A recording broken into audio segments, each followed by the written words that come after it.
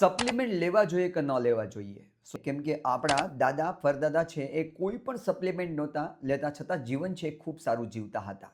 But મેં રિસર્ચની શરૂઆત કરી ત્યારે ખબર પડી કે અમેરિકાની ટેક્સાસની ઓસ્ટિન યુનિવર્સિટીમાં એક રિસર્ચ થયું છે કે 1950માં એક એપલમાંથી 4.3 મિલીગ્રામ બોડીને આયર્ન મળતું હતું.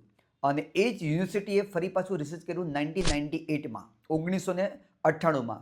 ત્યારે એક એપલમાંથી 0.18 મિલીગ્રામ માત્ર એમાંથી આયર્ન મળતું હતું. એનો મિનિંગ છે કે 1998માં જો મારે 4.3 મિલીગ્રામ આયર્ન લેવું હોય તો રોજના 20 એપલ ખાવા પડે.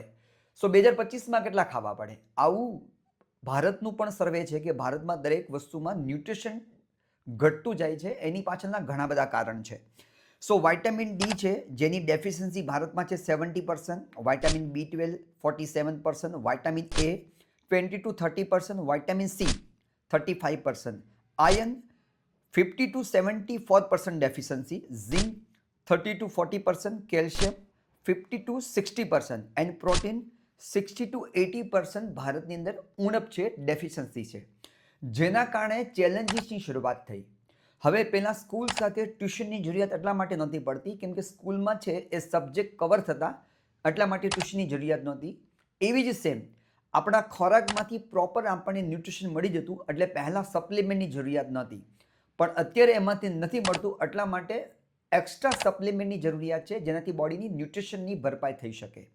અમેરિકાના સેકન્ડ રિસર્ચ પ્રમાણે જો બોડીની લાઇફસ્ટાઇલ પ્રોપર કરવામાં આવે, ફૂડ હેબિટ પ્રોપર કરવામાં આવે અને જો બેલેન્સ ન્યુટ્રિશન આપવામાં આવે તો વ્યક્તિ 119 વર્ષ જીવી શકે. અહીંયા વાત નથી લાંબુ જીવવાની, અહીંયા વાત છે એવું જીવીએ કે જેનાથી પૃથ્વીમાં લાઈફને એન્જોય પણ કરી શકાય અને જીવીએ ત્યાં સુધી ફિટ પણ રહી શકાય. પણ આની માટે જેમ મેડિસિન માટે કોઈ ડૉક્ટરની જરૂરિયાત છે એવી રીતના સપ્લિમેન્ટ પ્રોપર કઈ રીતના યુઝ કરવા એની માટે એક કોચની જરૂરિયાત છે. આપને જો પણ વધારે ઇન્ફોર્મેશનની જરૂરિયાત છે તો જલ્દીથી એનરોલમેન્ટ કરો.